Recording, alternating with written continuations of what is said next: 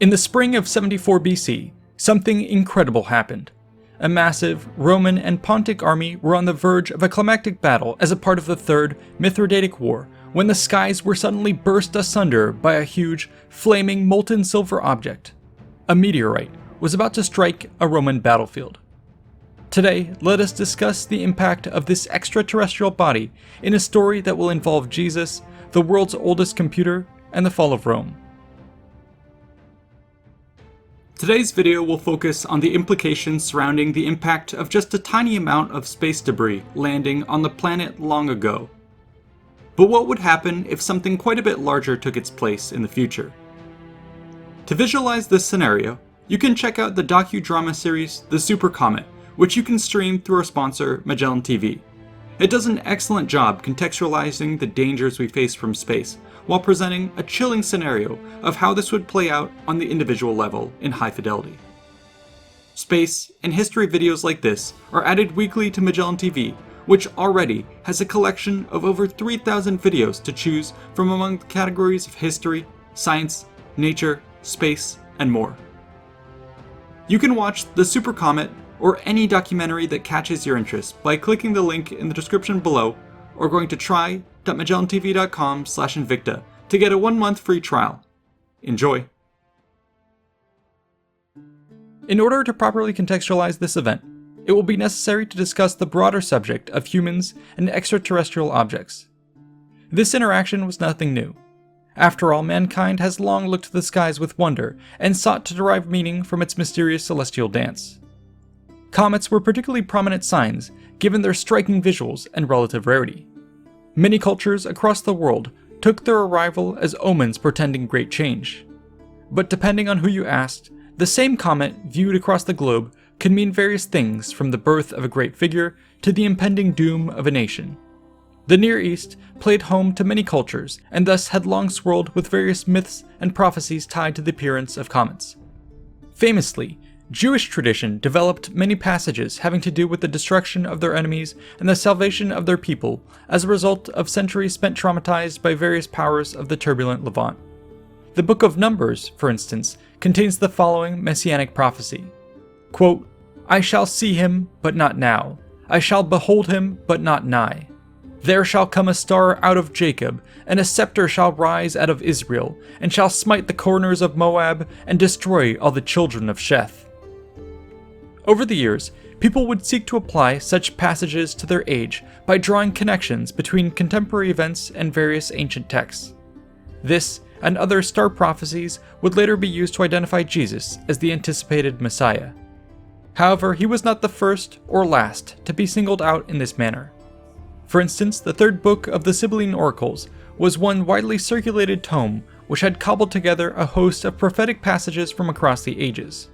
In recent years of Rome's ascendancy, some of these newer writings declared that the hated conqueror's impending ruin would come when a comet appeared as, quote, "a sign of the sword and death." Then declared the Oracle of Hystaspes, "All the peoples of the East will rise up and unite, forcing Rome to pay back 3 times the riches it has plundered. They shall enslave 20 Romans for each Asian in servitude to Rome." For many, the signs would all manifest in the 1st century BC, not with the birth of a lowly child in a manger, but by a king of royal lineage who was born and later coronated under twin comets, who raised literal armies of the oppressed, and who confronted Rome head-on in the here and now with massive campaigns studded with great victories and miracles that shook the era.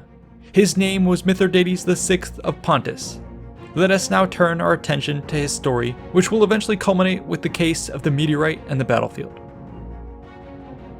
The region of Pontus had an ancient history which stretched back to the Bronze Age, as various groups took advantage of its trade-friendly coasts and resource-rich interiors. Here, various peoples learned to mingle and coexist over the centuries, as Anatolian tribes settled along its river valleys and Greek colonies were founded along its shores. This diverse area was organized into the province of Cappadocia under the rule of the Achaemenids, but later broke free to pursue its own destiny following the conquests of Alexander the Great. In the aftermath, the kingdom of Pontus would battle the Diadochi, who wished to exert control over Anatolia. In the years that followed, its kings slowly raised the realm to new heights. they proved a key regional player and soon came to exert greater influence by taking a stand against the encroaching Romans. In doing so, they would now draw the attention of prophecy readers who had been looking for signs of deliverance from the cruelties of Rome. Even the Romans themselves appear to have been aware of the rumors of their own doom. Following their campaigns into Greece, for instance, it was reported that the Oracle of Delphi had given their leaders terrifying prophecies, while the general Publius is said to have fallen into a frenzied trance in which he cried out, quote, "I see a great king from the land of the rising sun, who shall recruit a mighty army of many nations to obliterate Rome." If one were to look to the skies at this time, they would be greeted by a most ominous sign. In 135 BC, a comet, said to be trailing fiery tails like battle pennants, streaked its way across the heavens and remained visible for 70 days.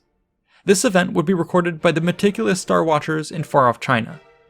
Meanwhile, in the Mediterranean basin, multiple sources tell us that it was in this very year that Mithridates VI would be born in the Pontic city of Sinope.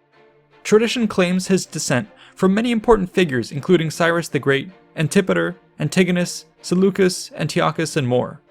Both factors pointed to this newborn as being the chosen one.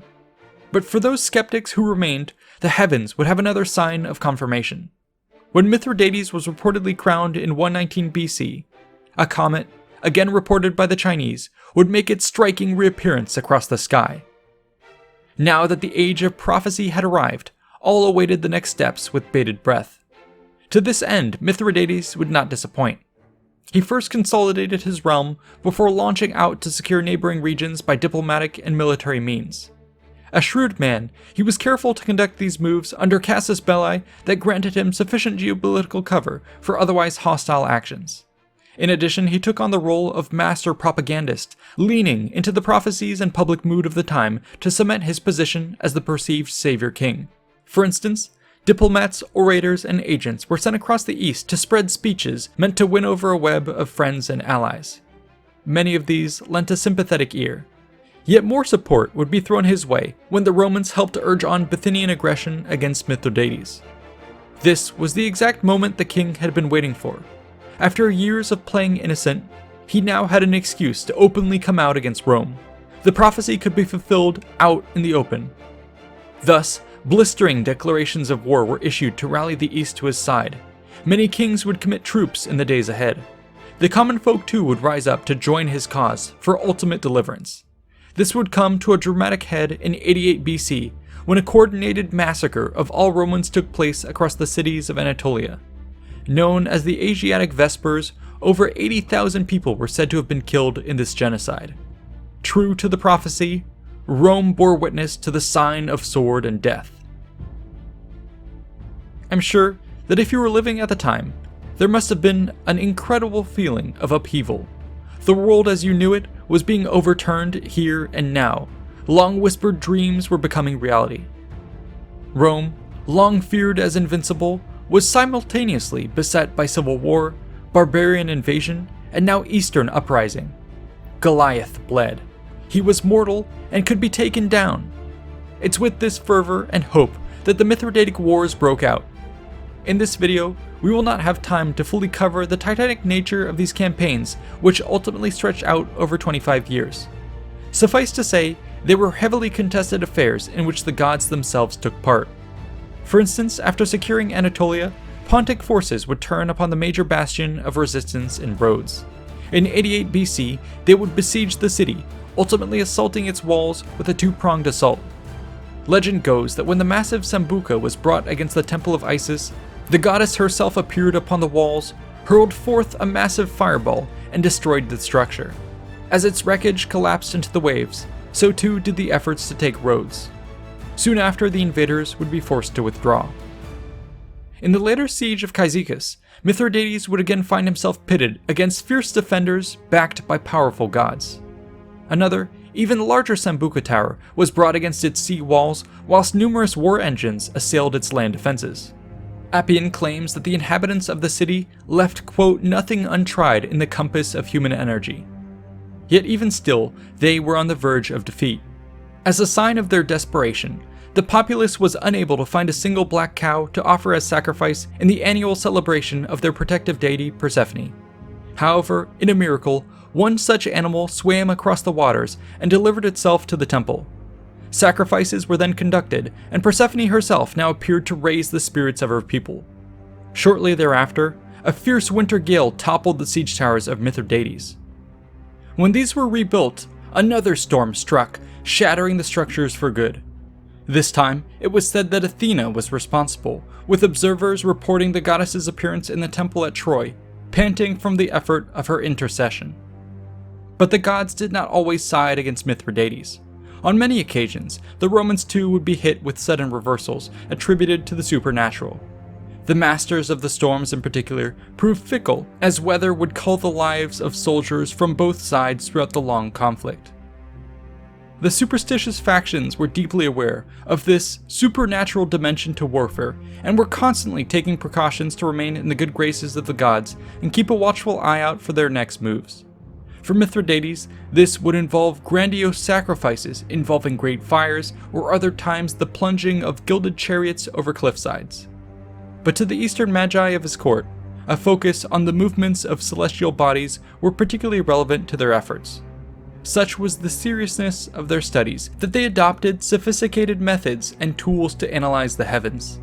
Some have theorized that the most famous of these may have been the Antikythera device, which was discovered amidst the ruins of a shipwreck carrying Eastern spoils in the early 1900s. Described as the oldest example of an analog computer, it contained an intricate set of at least 30 gears, capable of predicting the phases of the moon, eclipses, and the movement of other key astronomical bodies. Possession of such a device aligns closely with the character of Mithridates, who was also said to have collected other renowned mechanized inventions, such as the globe of Belarus. Thus, with all of this context, I hope we've demonstrated the charged, religious nature of the Mithridatic Wars and the high degree of importance that its participants placed on reading the celestial tea leaves. It is with all of this in mind that we can finally turn to the story of the meteorite and the battlefield with which we began this episode. The event would take place during the Third Mithridatic War. Here, Mithridates had taken advantage of the Sertorian revolt and the death of the Bithynian king to mount fresh offensives. In quick order, he raised a massive force and began crushing all opposition in a march to the west. Against him would be sent Lucius Licinius Lucullus at the head of 5 legions. Some of his subordinates urged him to strike directly at the enemy's rear in Pontus. To this he replied, quote, "Why would I hunt for a wild beast in its empty lair?" I'll now read directly from Plutarch. Quote, "With these words he led his army against Mithridates, having 30,000 foot and 2,500 horsemen. But when he had come within sight of the enemy, and had seen with amazement their multitude, he desired to refrain from battle and draw out the time. But Marius, whom Sertorius had sent to Mithridates from Spain with an army, came out to meet him, and challenged him to combat, and so he put his forces in array to fight the issue out. But presently, as they were on the point of joining battle, with no apparent change of weather, all of a sudden, the sky burst asunder, and a huge, flame-like body was seen to fall between the two armies. In shape, it was most like a wine jar, and in color like molten silver. Both sides were astonished at the sight, and separated. This marvel, as they say, occurred in Phrygia, at a place called Otrii. Unfortunately, our sources are light on details and silent on the ensuing fallout. It is therefore left to our imagination just how the soldiers on the battlefield that day must have reacted. Stunned is certainly putting it mildly. After all, military men were famously superstitious and could be spooked by the most minor of signs, ranging from lightning to the pecking habits of chickens. Seeing a star fall from the heavens and smash right at their feet was orders of magnitudes more significant. We must also wonder what sort of effect the impact itself had physically. Were the men blinded by its flash, deafened by its crash, or showered in debris? And what happened once the dust settled? Who were the first brave soldiers who dared approach the impact crater? Based on the description by Plutarch, it appears that people did get close enough to report on its physical appearance. While no dimensions are given, some scientists have estimated its size at least 4 feet across. Perhaps, as had happened at Zama so many years ago, the two commanders may have met under a ceasefire, brought to the peace table by the intercession of the gods. Whatever occurred in those few hours was enough to convince both sides that no blood was to be shed. The armies would separate to fight another day. It's at this point that both sides must have gone into overdrive, attempting to figure out what to do next. One must assume that their commanders and religious leaders were desperately trying to put a positive spin on things. In this regard, they may have turned to the Anatolian goddess Cybele, who was represented as a stone that fell to the earth and was closely associated with meteors. In fact, previous fallen stars had been taken as relics and stored in various temples. One in particular, the black sky stone of Cybele, was worshipped at Picenus. It is with this object that the Sibylline books had once claimed the Romans could defeat Hannibal, and which was in turn transported to Rome in 204 BC. Perhaps Lucullus was able to draw the connection from this new gift from Cybele as a sign that he too would soon defeat the so-called Second Hannibal. Meanwhile, Mithridates could have found his own signs for hope. Falling stars, after all, had long played a role in his legendary status, having presided over his birth and coronation. This was naturally just another signal from the heavens that he was truly the Anointed One. In addition, the specific link between the meteorite and the protector goddess of the Anatolian cities would have lined up perfectly with his stated mission of acting as the mortal defender of the East. Whatever the case, we shall unfortunately never know more about the details of this incident. Judging by the real historical events that followed though, it seems that this miraculous sign ultimately signaled the fall of Mithridates. Though his great war would be remembered as a valiant effort, it would end in a Roman victory and the death of the Pontic king in 63 BC. With his passing would die the hopes and dreams of a generation. Slowly though, they would once again begin their search for their next Messiah. For some, he would be identified by the Star of Bethlehem. I hope you found this story of the meteorite to be both entertaining and enlightening. For me, the discussion of the broader star prophecies offers fascinating insight into the socio-religious undercurrents of the day, which were heavily influenced by messianic ideas combined with a hatred for Rome. In particular, it's quite striking to see the similarities of how these factors help give rise to the legends of the Savior King Mithridates and later Jesus. With this said, I wanted to give a special thanks to the patrons for funding the channel and for giving us so many great ideas for projects. I also wanted to thank the researchers, writers, and artists who made this episode possible. Be sure to like and subscribe for more content, and check out these other related episodes. See you in the next one.